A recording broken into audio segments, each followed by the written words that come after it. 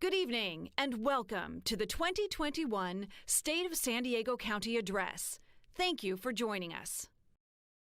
This evening's address will be delivered by Nathan Fletcher, Chair of the San Diego County Board of Supervisors. San Diego County is home to more tribal nations than any other county in the United States. Those tribal nations are comprised of the Kumeyaay, Luiseño, Cupeño, and Kuea people. Auken choy bil hun in yawaps mat ayum pi amaya akwachmi ni choy iyay ipay nyamat khasit mapa matatay pa matsaay pa akana kaphaw wi ne kaphaus khawakam Akasitlum uyus. Iyay matpiyi. Ipay kwakmi. Washicham. Wings. Pil inya waps. Nyuk. Ochoyo. Iyay kwakmi. Snyaw. Kupat. Tuhat. Amatpiyi. Tanayam. Kochut khamay. Nikamich in your waps, ipay in your mitch. Katutlam, Kawakam, and Yakam, Awikam. In Yayam Kochan, San Diego County Board of Supervisors, Wim, Ahomat, ipay in Yamat. Hiyay Kwachmi, Kepnapam, Tanay, Iyuchap, Bilinya, Iyuchap. Nimsap, Iyuchap, Kuma. To my knowledge, this is the first time that our language has been spoken to address any governing body of our county. Thank you. San Diego County's rich and diverse cultures are what makes our county a great place to live, work, and visit. This evening's invocation is an original prayer written for the state of the county by interfaith leaders who represent the diverse tapestry of our county's spiritual landscape. Creator of the universe, bringer of light, energy, of connection, common goodness, spirit of resilience and love, we center our collective and connected hearts together tonight. Holy One of blessing, eternal fountain of creativity, grant to all of us the ability to see the world through your loving ways.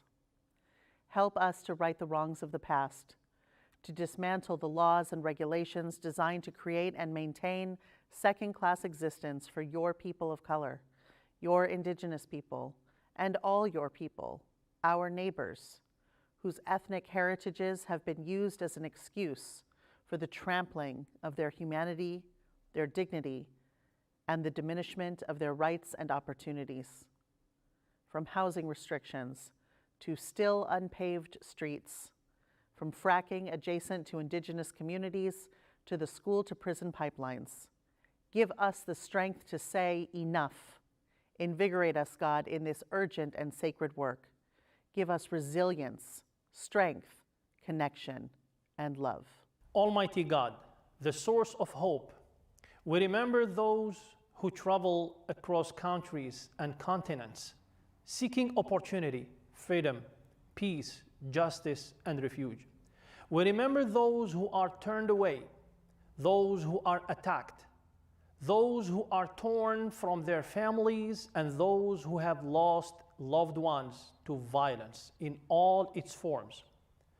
Give strength to the traveler and wisdom to us all, so that we might see more clearly the difficult journey so many have traveled. Help us to care for the sojourner in meaningful ways, offering comfort, shelter, mercy, and compassion. Give us resilience, strength, connection, and love. We remember and celebrate all the people who've been made by you and in your image. We acknowledge and celebrate the many intersectional identities of this community.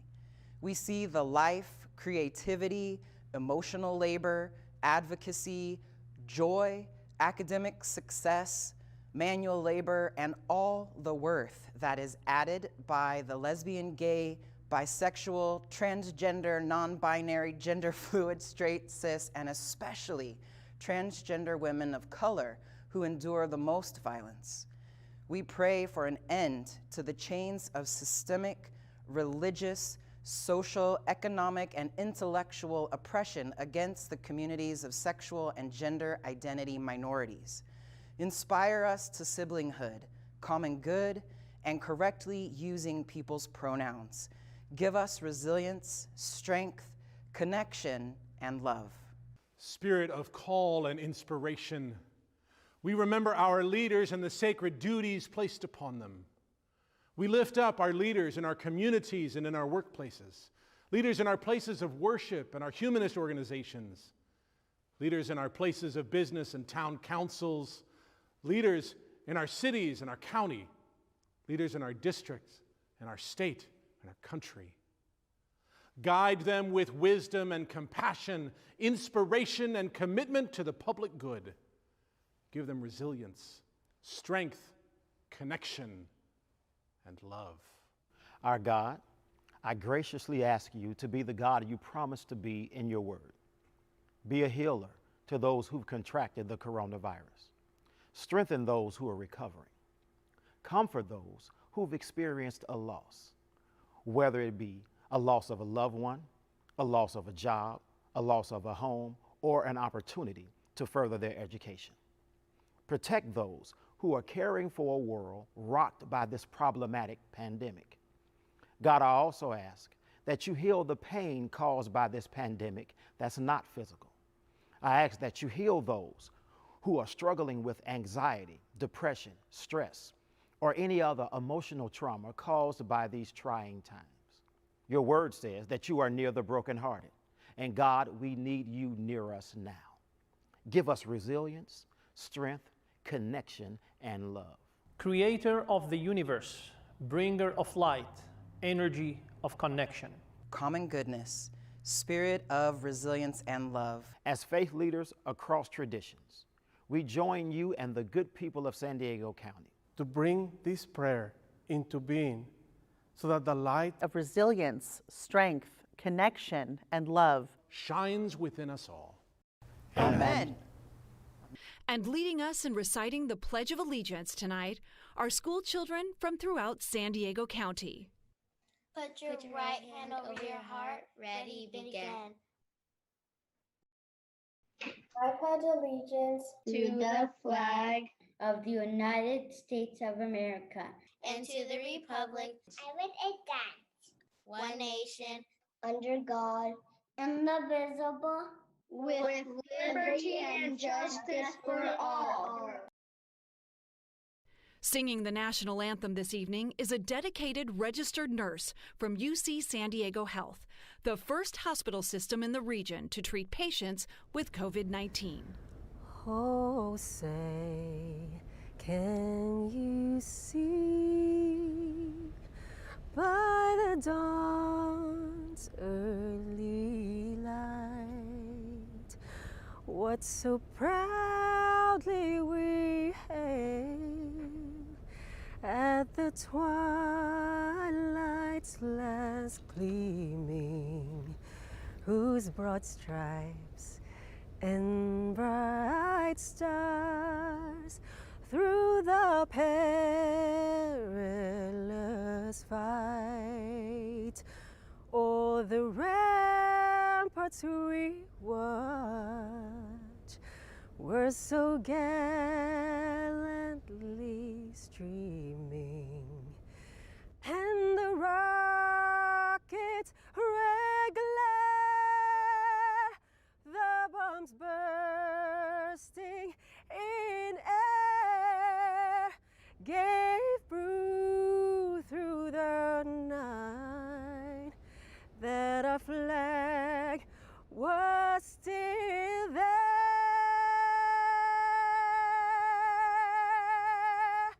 Oh, say, does that star-spangled banner yet wave?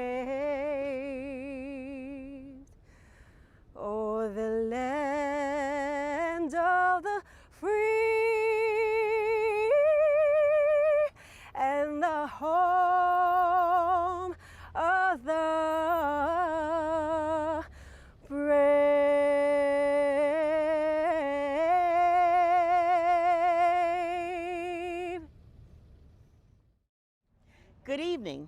I am Dr. Wilma Wooten, the Public Health Officer for San Diego County. I'm in downtown San Diego at the first vaccination superstation in the county and California. The COVID-19 pandemic is one of the most concerning issues our community is facing right now.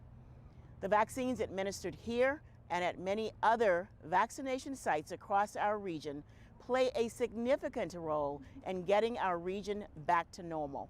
We are ready to beat COVID-19. I'm ready to hug my parents, my friends, and my patients again. I'm ready to play music with my students again. I'm ready for our communities to feel a sense of ease again, so our patients, our families, and our friends can start to heal. We are ready to let our kids play. We are ready for a transition to a zero carbon future in a way that creates good union jobs and more just and equitable communities. I'm ready to go back to grooming conventions. I'm ready to beat COVID-19. Ready to play. I am ready to travel to see my family and to spend more in-person time with my friends. And I'm ready to go to a Grateful Dead concert with my good friend, Nathan Fletcher. And we are ready to cut hair and do work. We are ready. To have fun again. I'm ready for my kids to get back in school, things to get back to normal, and my husband not to have to work 24/7. I am ready to see my patients' smiling faces again, to see my nephews and nieces, and most importantly, to see my parents in Chicago. We are ready to heal. We are ready to welcome customers back again into our restaurants. Now welcome Chair of the San Diego County Board of Supervisors, Nathan Fletcher. He's ready to deliver the 2021 State of the County Address.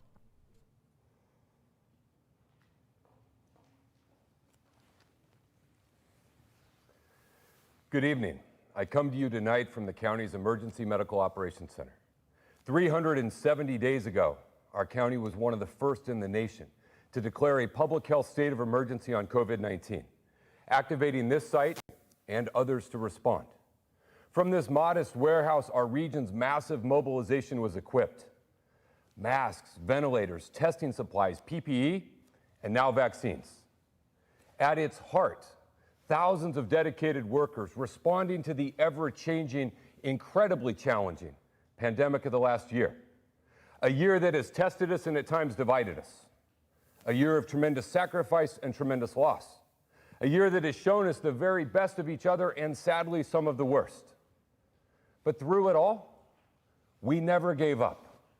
We are still battling COVID-19, but the tide is turning. The last year has shown our enduring strength and toughness. As I stand before you tonight, I have no doubt the state of our county is resilient, and together we are ready to rise. Ready to rebuild our economy, our children's education. Ready to restore our faith and trust in one another. Ready to reunite both from social distancing and deep divisions. And we're ready to recover, rebuild, and truly build anew.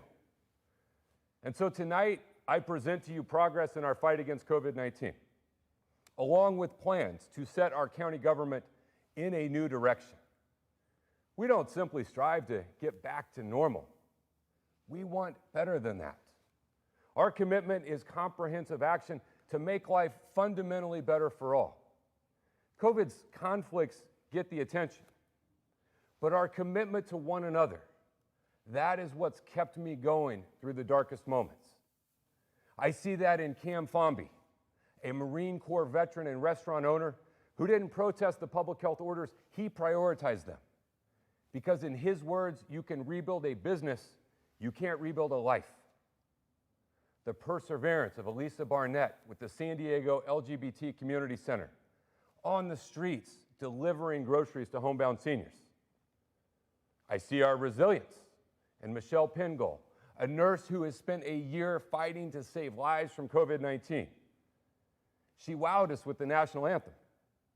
And she represents a workforce that has wowed us for a year with their grace, compassion, and commitment. I see incredible strength every single day in my wife. She does her job. a difficult one. And then she does everything else. Kids on Zoom, out to play, things at home in perfect order. She amazes me. But I also know that she represents millions of women who always find a way to step up and get it all done. I see the commitment of world-renowned scientists, Doctors Christian Anderson, Natasha Martin, Chip Schooley, and many more, who are in global demand but still make the time to advise a county supervisor on following the science. And I see it in all of you. Parents, mothers, neighbors, essential workers, each of you doing your part to protect each other. For over a year, you did not give up your commitment and you did not lose hope, and neither has your county government. Our immediate priority continues to be controlling and defeating coronavirus. COVID cases are down, vaccinations are up, hospitalizations have stabilized. But we must continue to be resilient, wearing masks and avoiding high-risk settings because of continued COVID spread and more contagious new strains. But now we have the hope of a vaccine present, and we are rising to meet the task at hand. All of your county government is focused on distributing and administering the vaccine because the sooner everyone gets vaccinated, the sooner we get our lives back, get San Diegans back to work, get our kids back in the classroom. Our county has led the state of California, not a leader, but the leader in vaccines administered. In January, we launched our state's first vaccination superstation at Petco Park. There are now 5 superstations and more than 15 community points of distribution in the areas hit hardest by COVID. While the shortage of vaccines and problems in shipments have caused frustration, we are continuing to press ahead as best we can. All of San Diego's skilled nursing and long-term care facilities who house the seniors most vulnerable to COVID, they've all been vaccinated. Phone lines stand ready to assist seniors without computer access. If a senior lacks transportation, we will take them. And if they can't leave their home, we will go to them. Mobile teams are going to senior living centers, hard to reach rural areas, and they are standing ready to vaccinate our farm workers in the fields. We've added community health workers to go into the hardest hit neighborhoods with dedicated appointments, fighting for equitable vaccine access for San Diegans too often left behind. Together with our healthcare partners, San Diego County has administered more than 684,000 vaccines. But it's not enough. We have to do more. With even more effort and better outcomes, in particular on ensuring access to those communities most impacted. In the coming weeks, we'll also be launching new sites to vaccinate the next tier: teachers, grocery workers, and yes, law enforcement. And we stand ready to go March 15th to be able to offer vaccines to those with underlying health conditions and disabilities. And while there is hope on the horizon with the vaccine, the harsh reality of this global pandemic is well known. Leading the county's public health response has been a daily choice between bad options and worse options, trying to do the least harm. And even when we're making a positive difference saving lives, I know many San Diegans don't feel a positive impact because of what had to be done. San Diego has a death rate lower than any surrounding county, half that of surrounding states, but most of our kids are still not in the classroom. We performed over 3.3 million COVID tests at 37 public testing sites, done contact tracing, case investigations, yet we could not contain the most recent national surge. We're delivering over $300 million in economic aid to families, small businesses, and nonprofits, yet it didn't stop the pain. It's barely softened the blow. Too many small businesses on the brink, too many working families pushed to the edge.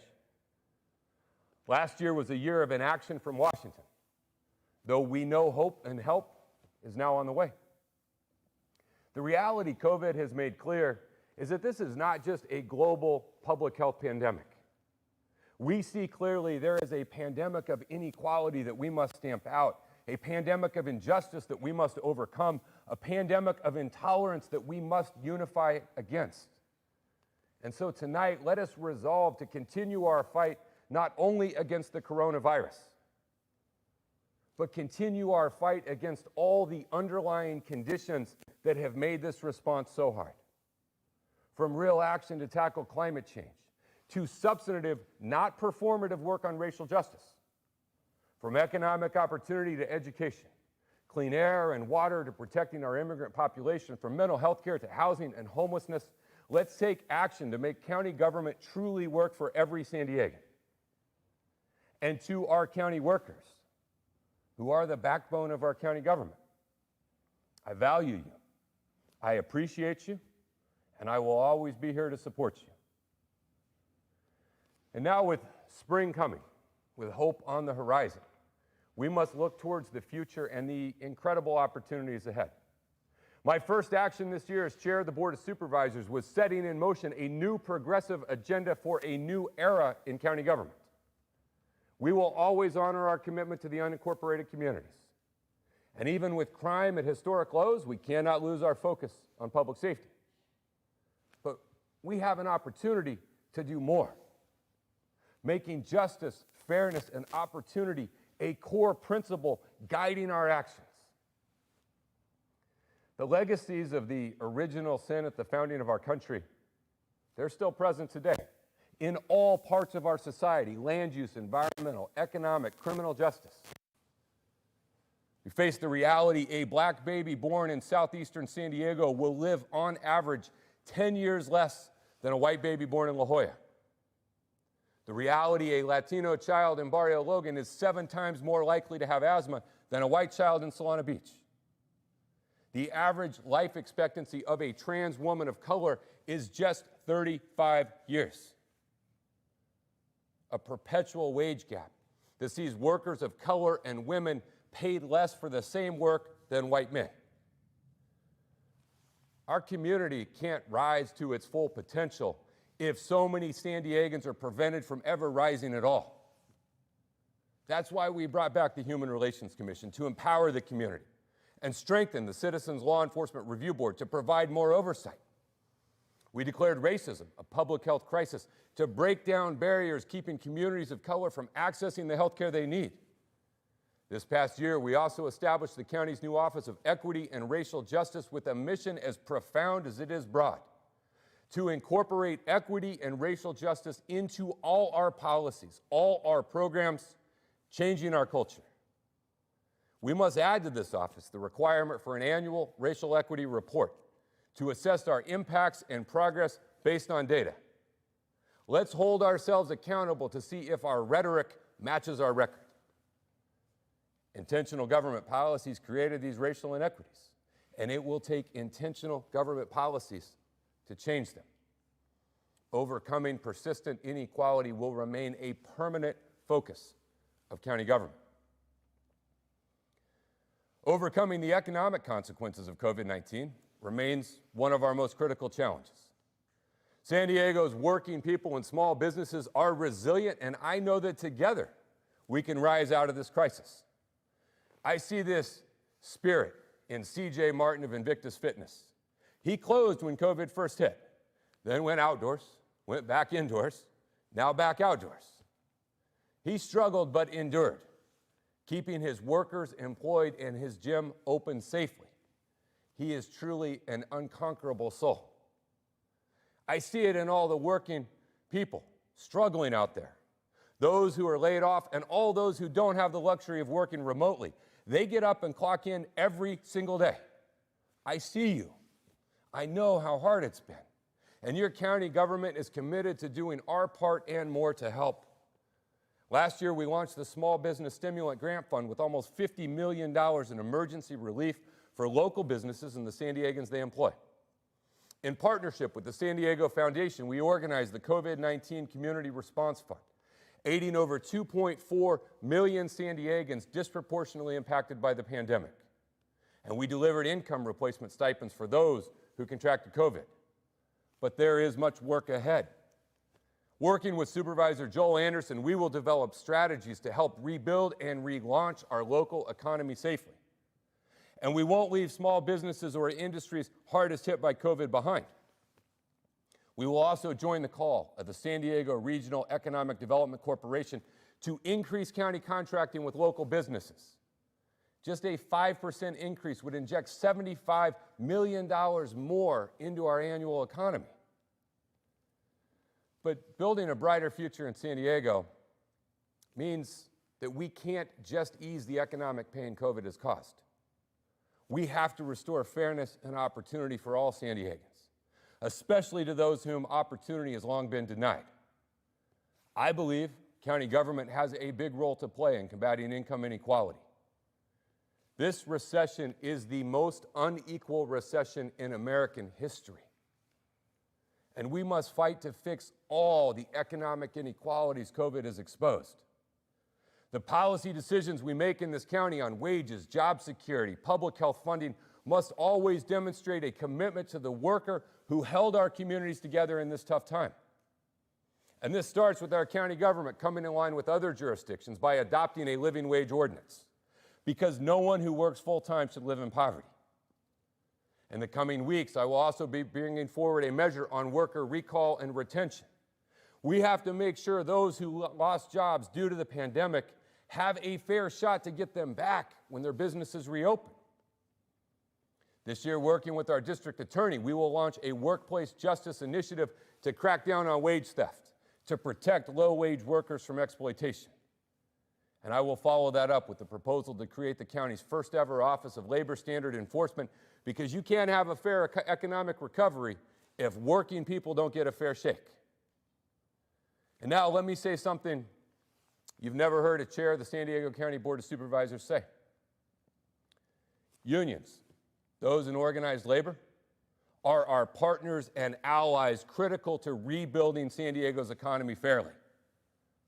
Let's be honest. Our economy was at its strongest when unions were at their peak.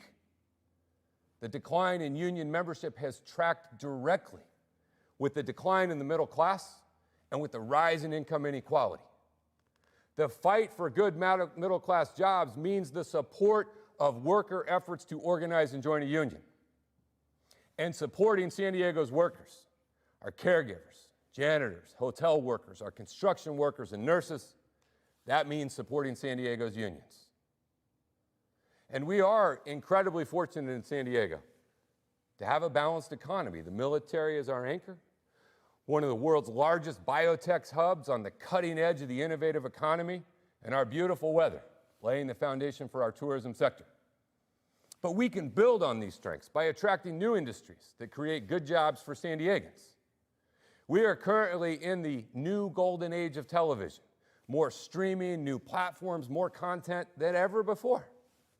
This year, I will propose the creation of a robust San Diego film office, not just a commission, but a working office to bring back San Diego's film industry and the good jobs for stagehands, carpenters, designers, artists, and innovators that come with it.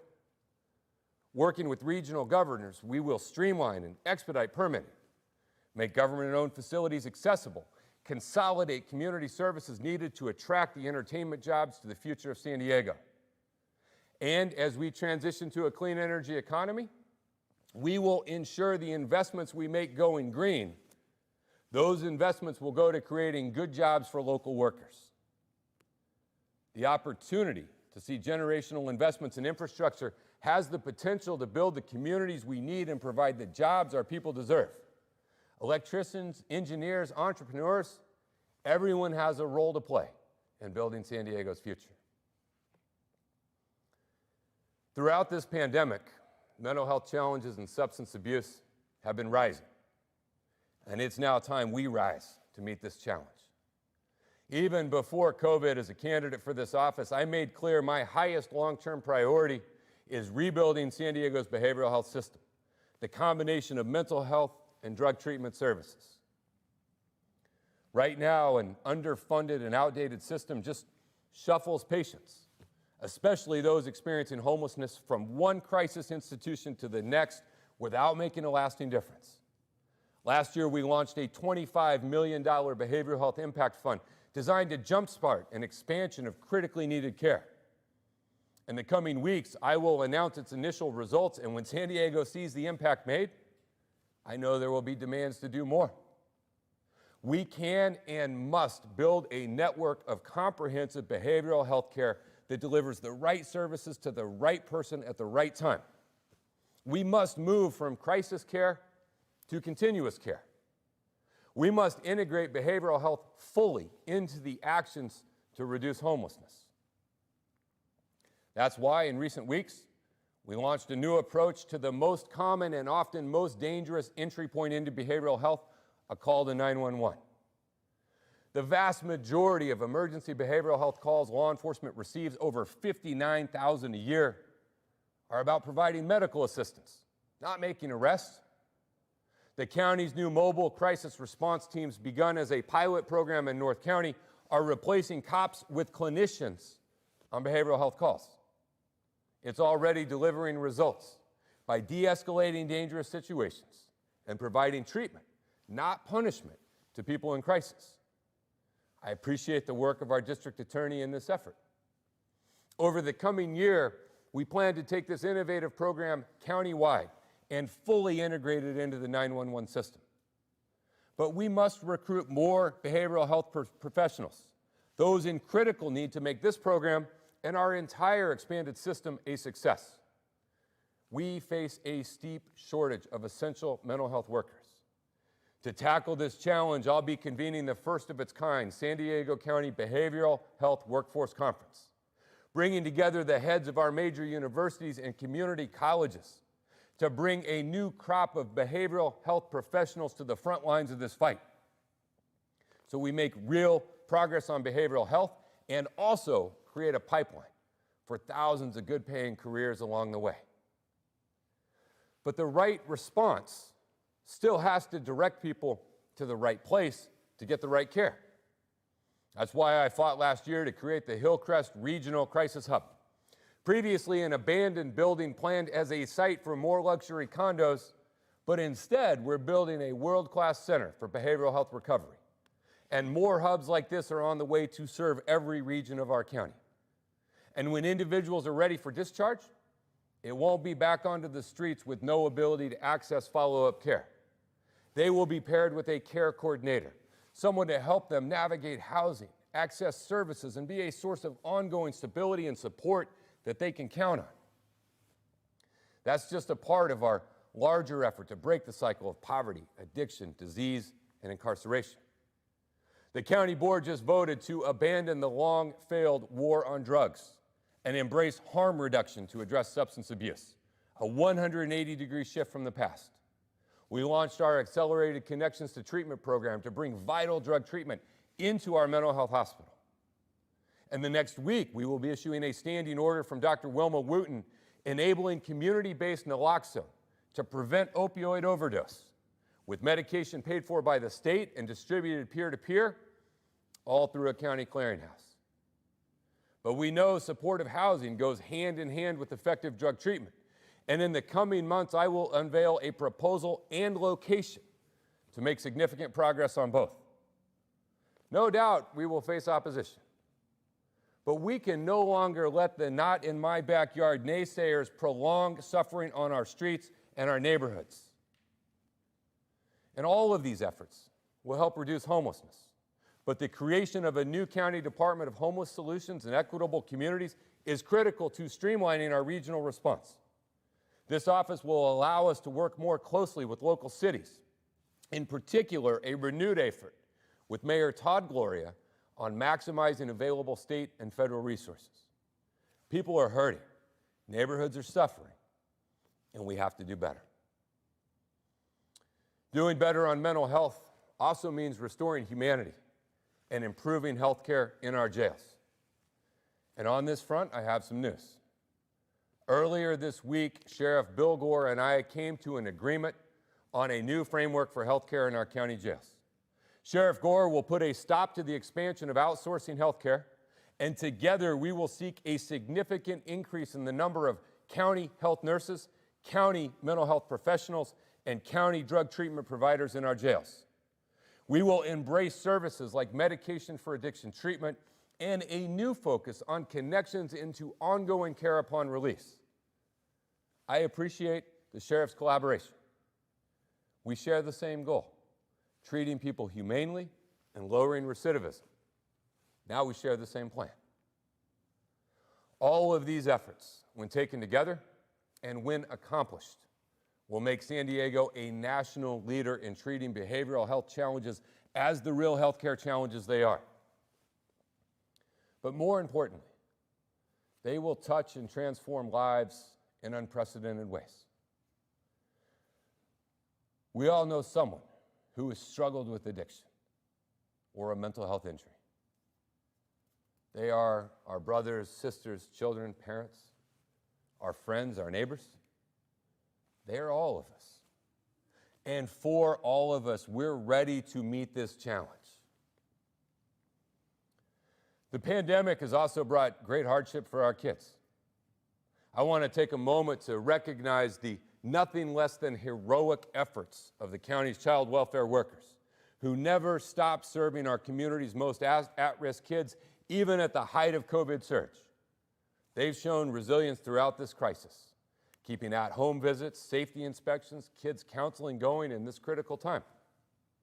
And so have our kids, shown resilience. They have struggled through so much for so long. As a parent, as a father, you know deeply how much you want the very best, not just for your kids, but for every kid. And I'm ready to get our kids back in the classroom. And I believe we are now in a place with progress on vaccinations and COVID that it's time to once again let our kids play. Our kids have been a focus of our emergency relief effort, investing in childcare, summer camps, internet connectivity for families facing crisis and COVID. But the truth is deep disparities in children's access to support, education, and a loving and stable home have been with us for years. We know adverse childhood experiences, ACEs, if not quickly met with trauma-informed care, can have devastating lasting effects. And every issue an elected official confronts is a mix of community need, professional interest, and at times personal experience. For myself and my mom, this one is deeply personal, and that motivates me to act. 2 years ago, we created the Child and Family Strengthening Council to drive needed reforms in our approach to child welfare, to make vital investments, early childhood education, parenting resources, job training, family counseling, and more. Things to give every child a chance to thrive. We evaluated the 88 recommendations from a comprehensive 2018 audit. 49 have been completely implemented. 12 more will be done by the end of the month. The rest will be done by the end of the year. And we're going beyond those recommendations with a new focus on equity and strengthening families to ensure the best for San Diego's kids.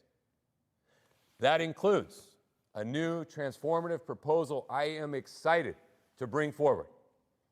A proposal to establish a campus to fully support mothers and their children who have faced separation due to addiction, incarceration, or instability. We want to help break generational cycles. That means not just reunification, but a deep and meaningful investment with a safe and loving environment, providing housing, childcare, job training, and a path to a better future.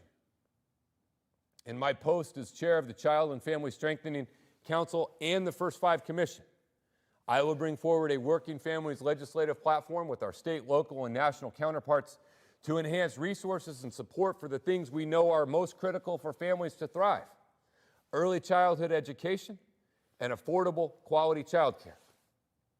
We're also creating a unique partnership with Rady Children's Hospital to develop a comprehensive behavioral health hub exclusively for youth.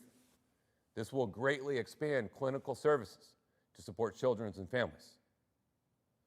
Among our goals in all of these efforts is keeping our kids out of the criminal justice system, treating kids like kids, and investing in them, not incarcerating them, are the values that guide the county's renewed focus on juvenile justice reform. We recently created a separate juvenile division of probation called Youth Development and Community Services, with a focus on national best practices and with its own vision and mission different from the adult system. This year, we will complete construction on phase 1 of a new juvenile justice campus, creating a place of rehabilitation and renewal that delivers restorative services, encourages family engagement, and fosters academic achievement. Gone will be concertina wire and locked cells. In its place, open space, trauma-informed care, and education. But we must fund and prioritize phase 2, demolishing the 1952 juvenile hall and completing the final piece of this comprehensive approach. Building these new facilities is an urgent priority. We need to ensure that youth in our county's care are supported, safe, and given a real shot at success.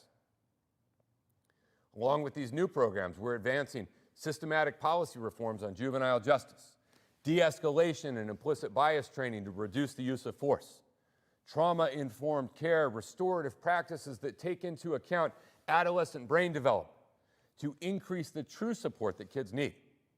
We established a third achievement center to provide community-based treatment services that prevent recidivism and promote positive outcomes for justice-involved youth. But with the new board, it's time to pull all of these efforts together with a clear path moving forward. I have called a special meeting of the Board of Supervisors on February 23rd, focused on the future of juvenile justice in San Diego County, with a special emphasis on taking our probation department in this new direction. Our board is also engaged with community stakeholders in the search for a new chief probation officer, one who fully embraces the opportunity for progress on juvenile justice. And through it all, we will continue to depend on our probation officers. They've been asked to absorb a lot the last few years.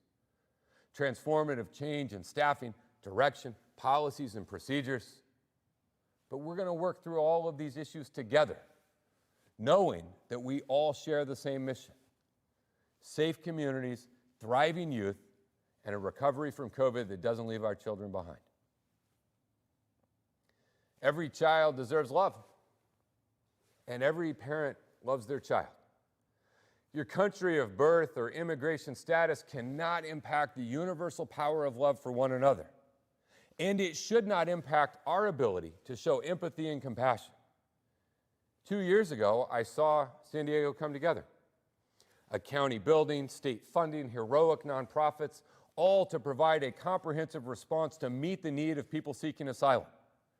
This wasn't the first time our region had to scramble to help our immigrant community. And today, we face it again.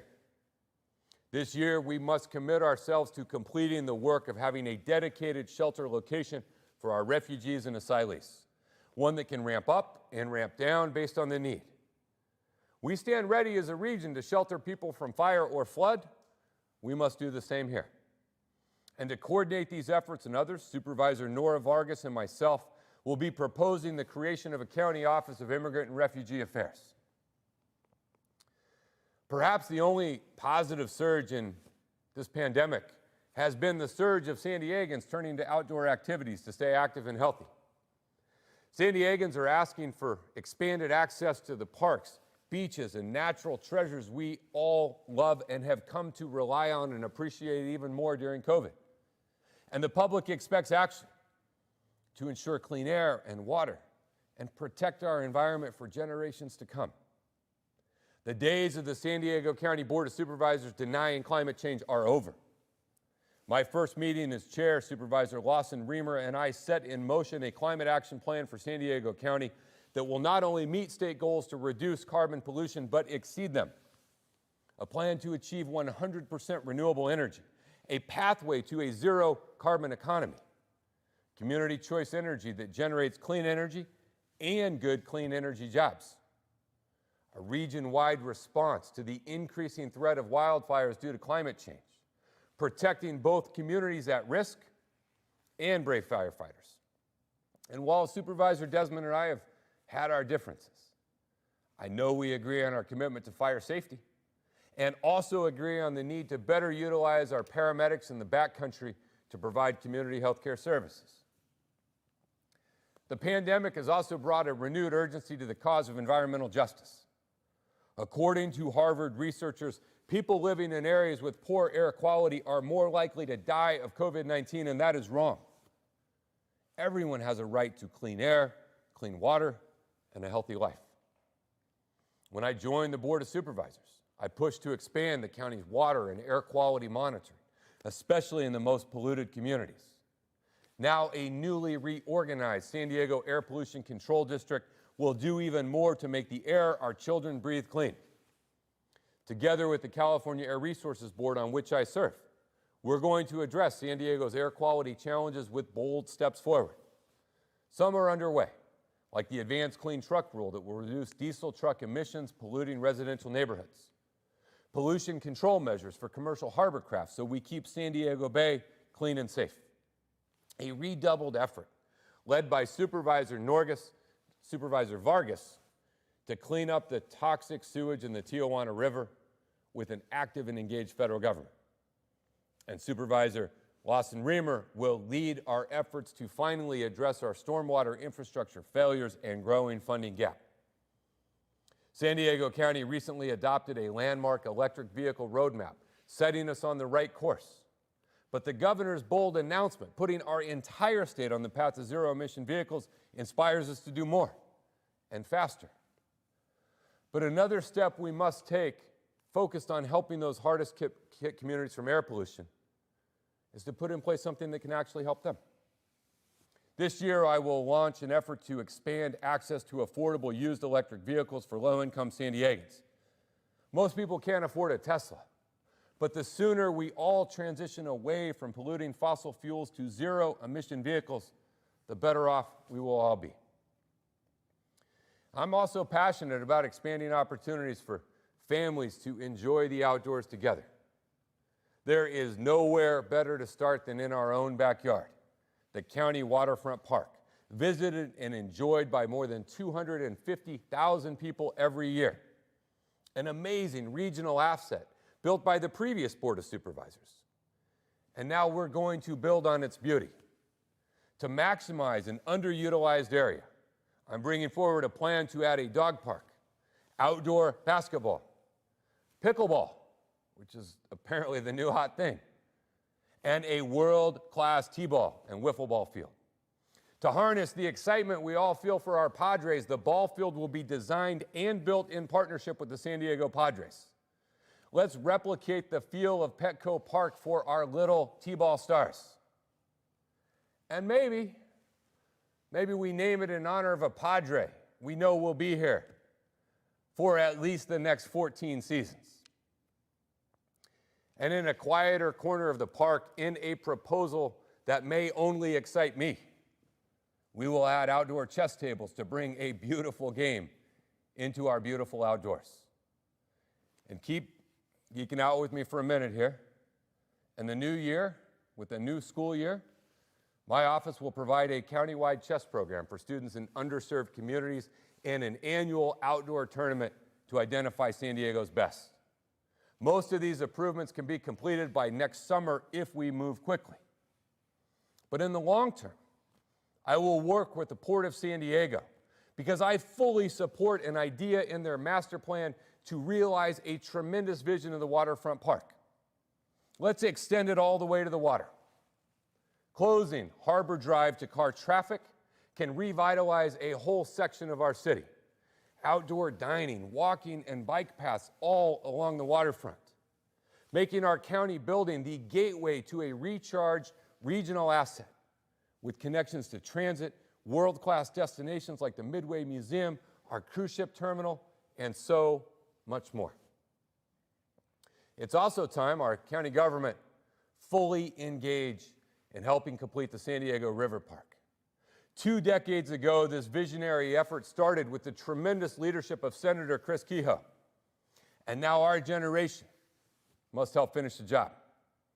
52 miles of connected walking and bike paths from the ocean all the way to the mountains.